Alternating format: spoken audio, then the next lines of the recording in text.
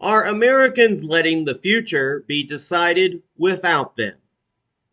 Remember, we fight for what's right because it's time to go right. This is Go Right Now. Welcome back to Go Right with Peter Boykin, the Constitutionalist for liberty. Because the future of a constitutional republic belongs to those who show up. Are Americans letting the future be decided without them, or stepping forward to lead the way?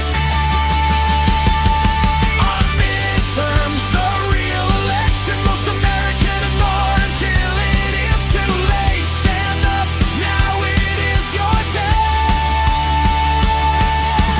Go right, think right, move right together. The future starts right now. GoRightNews.com. Are Americans letting the future be decided without them? Welcome to Go Right with Peter Boykin. I'm your Constitutionalist for liberty. Picture this. You hear people arguing everywhere about politics.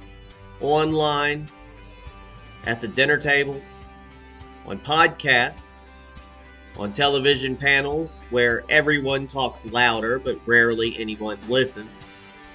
Everyone seems convinced that the fate of the country hangs on one massive moment, one dramatic election night, one presidential showdown that will either save or destroy everything. But here's the uncomfortable truth most people do not want you to hear. The real future of this constitutional republic is rarely decided during the elections that get most of the attention. That's the presidential elections. It is decided quietly. It is decided in midterms. It is decided in local races most people skip because they think they do not matter. And right now, as early voting moves into its final stretch here in North Carolina and other places in the nation, and soon, a lot of people have different midterm elections at different times. But we're watching that reality unfold again. People often ask why they feel disconnected from government, why politics seem to appear without warning. You know, well, the signs pop up everywhere. Drive, there's lots of signs, and it's not just saying we buy ugly homes. It's please buy ugly candidates, right? Why the direction of the country feels predetermined before a presidential campaign even begins, or any campaign begins. The answer is simple, but not comfortable. Many Americans are showing up too late. They wait for the biggest stage while the foundation is being built somewhere else.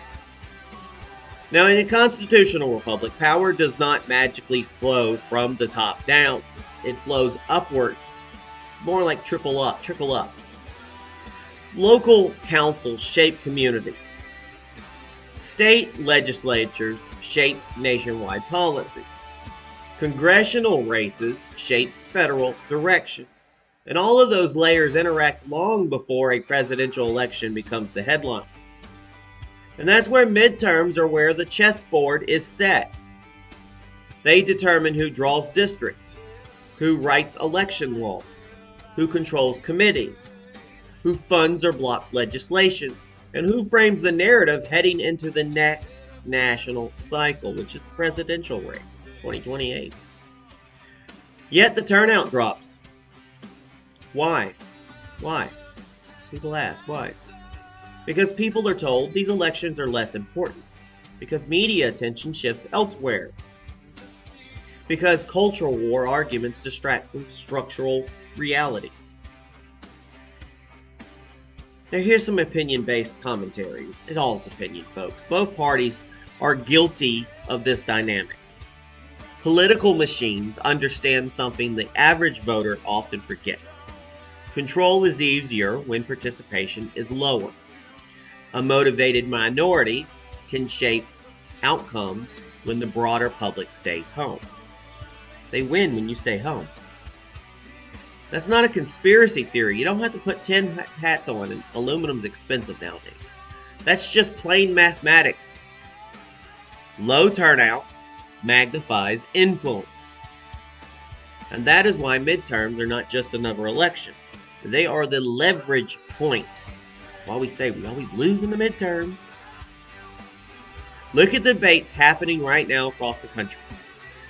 Election laws, early voting access, local policies affecting schools and infrastructure, federal legislative agendas already being shaped by who holds committee power.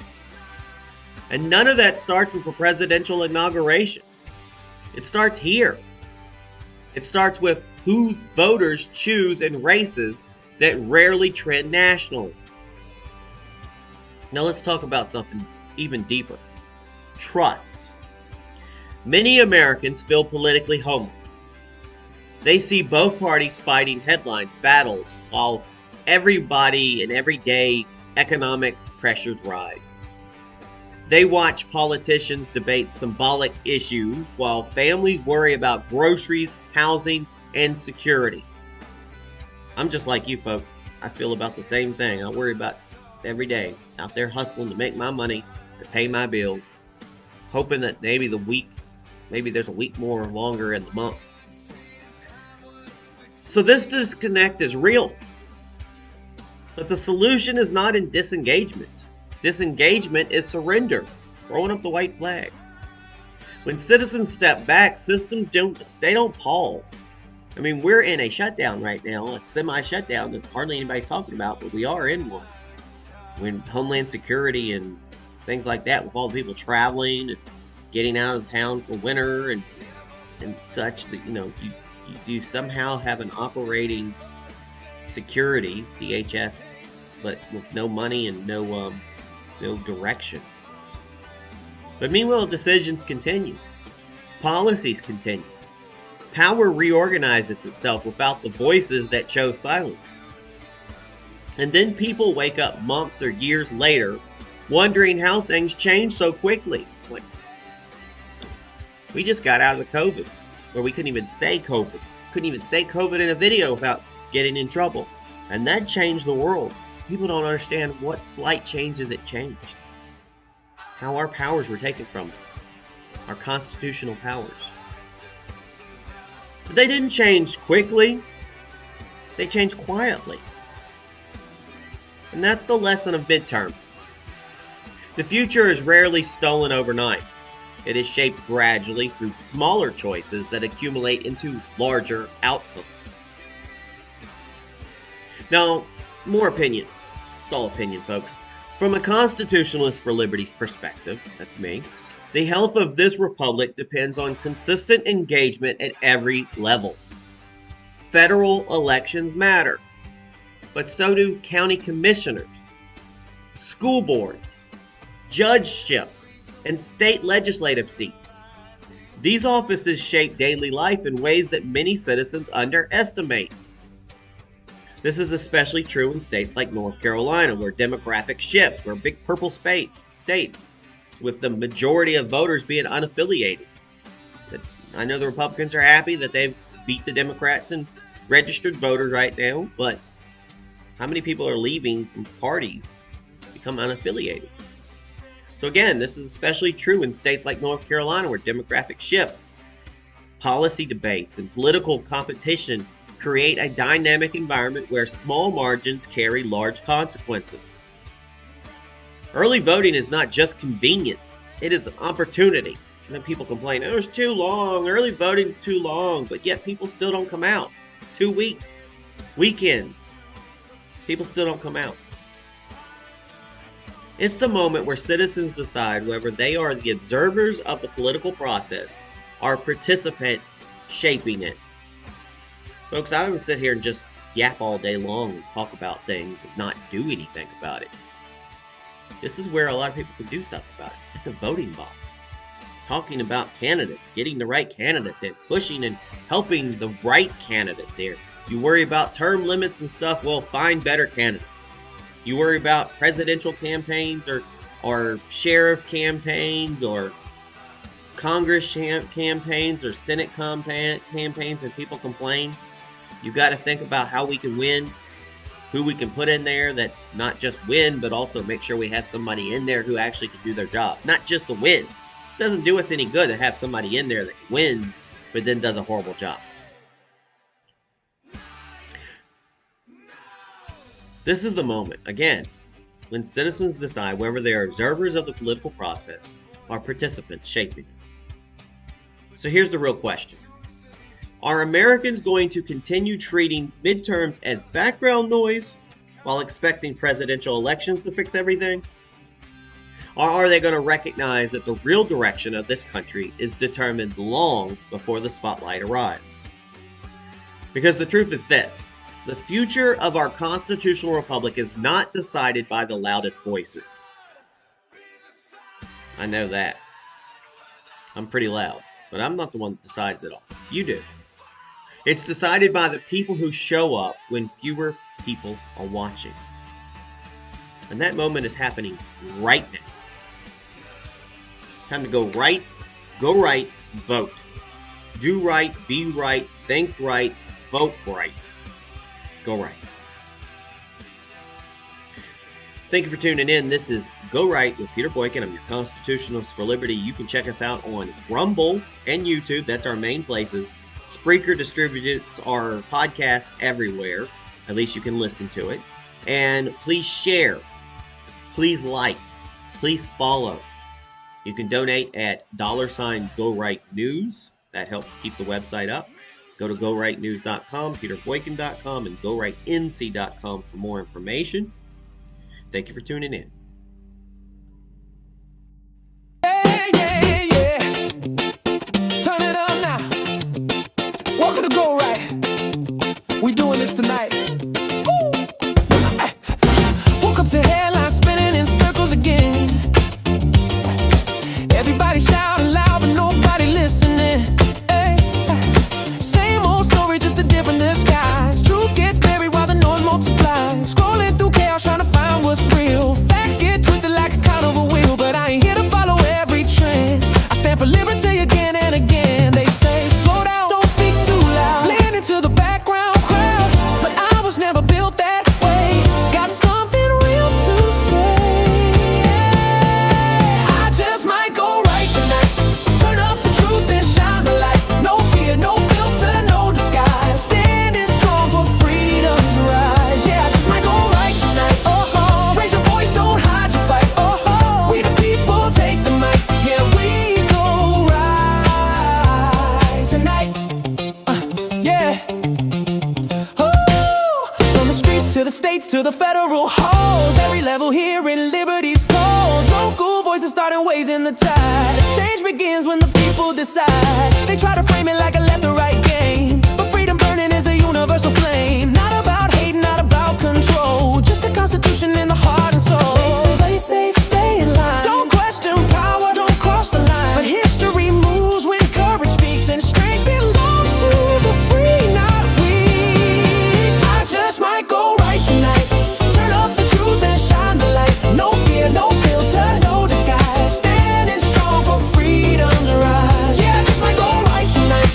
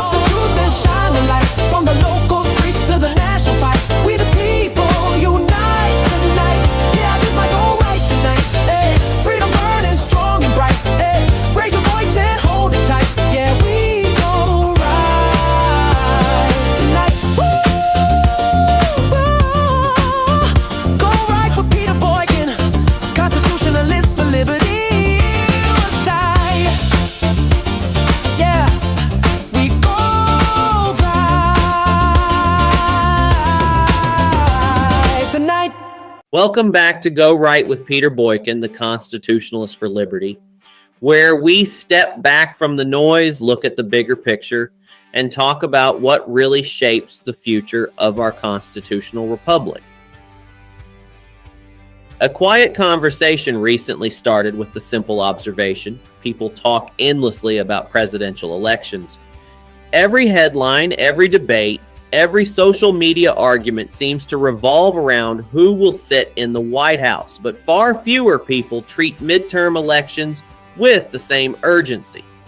And yet, when you look at how policy actually changes in America, it becomes clear that the elections happening right now often shape the direction of government long before a presidential race ever captures national attention.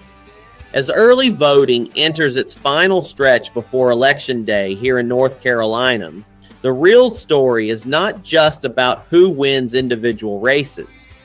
It is about how participation right now sets the foundation for everything that comes next.